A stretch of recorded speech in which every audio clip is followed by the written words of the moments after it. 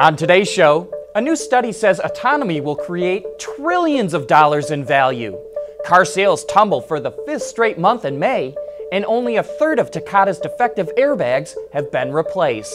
All that and more coming right up on Autoline Daily.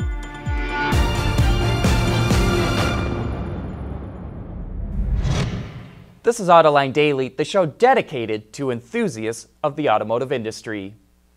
Computer chip maker Intel recently opened a new lab that will focus on data generated from autonomous cars. The move signaled an abrupt U-turn for the company, which had previously turned its nose up to the automotive industry. And here's a big reason why it had the change of heart.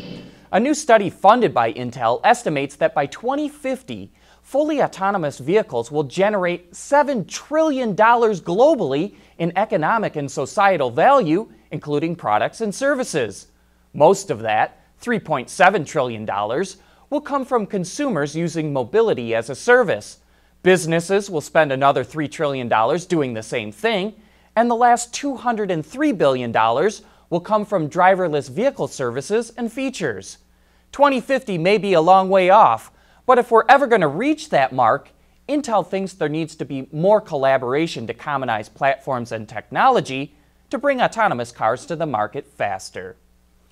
Takata's airbag issue affected millions of vehicles worldwide, including over 46 million in the US alone. Automakers have had to send out recall notices to owners of affected vehicles, but the efforts just aren't working. Of the 46 million in the US, just under 16 million have been replaced. That's only 35%.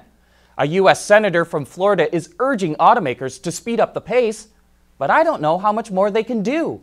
Honda even hired a team of people to go door to door in an attempt to reach owners with bad airbags that had not replaced them yet. At this point, at least to me, it seems like owners just don't care anymore.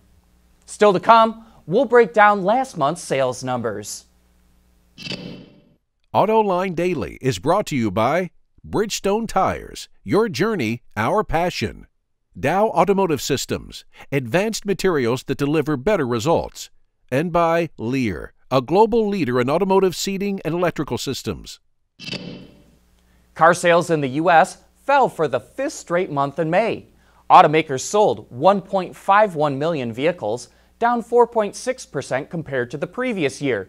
And the SAAR also took a tumble, hitting 16.6 million units, down from 17.1 million last May. The top OEMs all saw their sales fall.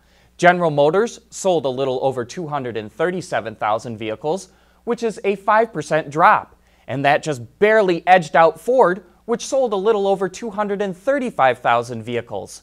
Following the Detroit rivals is Toyota, which saw sales slide 4.5%. FCA sales dropped 5%, Honda fell 3%, and Nissan was down just a little over 1%. But those weren't the biggest drops in May. Hyundai's sales plunged nearly 20%. BMW fell 15%, Mazda was down 12%, and both Daimler and Kia dropped nearly 11%. But it wasn't all doom and gloom for all automakers. Tesla's sales shot up 42% in May. Jaguar Land Rover increased sales 9%, and Subaru recorded a 7.6% gain, which was followed closely by Volvo. Through the first 5 months of the year, automakers have sold 6.94 million vehicles in the U.S., which is down 2% compared to the same time period last year. Inventory levels are starting to pile up, so with sales slowing, you can expect production cuts and incentive boosts from automakers as they try and move the metal from dealer lots. Say, have you seen our new car review feature, 37 Seconds in the Autoline Garage? If not, here's my impression of the new Volkswagen Atlas. This is 37 Seconds in the Autoline Garage. Wish your midsize SUV had 3 rows instead of 2? Try Volkswagen's all-new Atlas. It slices, dices, and chops up the competition. No more struggling to get into the back with Atlas's easy access 3rd row seating. And while you're on the inside, take notice of its huge digital instrument cluster and upgraded infotainment screen, guaranteed to please the teenager in your life. But pay no attention to Atlas's average ride and somewhat excessive road noise, because you can have this attractive SUV for the low price of just $31,425. This has been 37 Seconds in the Autoline Garage. And if you want to see more of our 37-second reviews, just head on over to our YouTube channel to watch the rest, or you can find them in the 37 seconds section of our website. Does Toyota want to start building heavy-duty trucks powered by fuel cells? That answer is coming up next. For the people at Dow, racing is a sport and a science. We enjoy one and learn from the other. But like most competitive people, we like winning at both. This is the human element at work. Dow. Toyota is in the process of testing a fuel cell-powered semi-truck at the ports of Los Angeles and Long Beach. So it would seem that the company is looking at manufacturing hydrogen-powered heavy trucks in the future. But not so fast. Recently on Autoline After Hours, we were joined by Sheldon Brown from Advanced Fuel Cells at Toyota, and he hinted that instead of building the entire truck, the company could just sell the powertrain instead.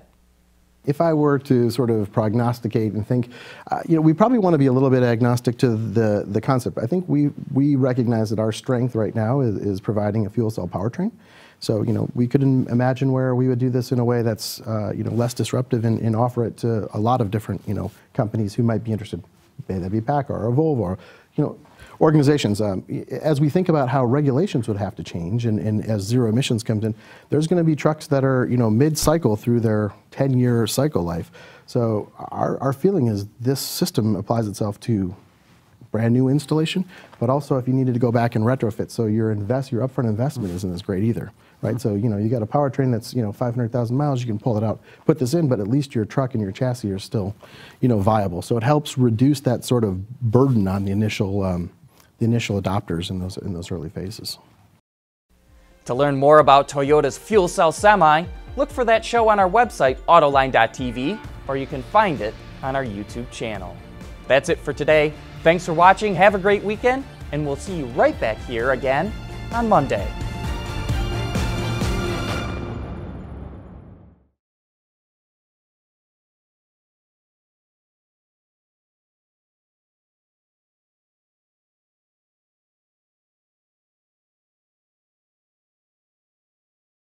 Wards is the industry leader for news, data, and analysis. That's why companies across the globe subscribe to our premium service, maybe even your own. Log in for subscriber access now. Check your company's intranet for details, and rely on wardsauto.com to keep you informed.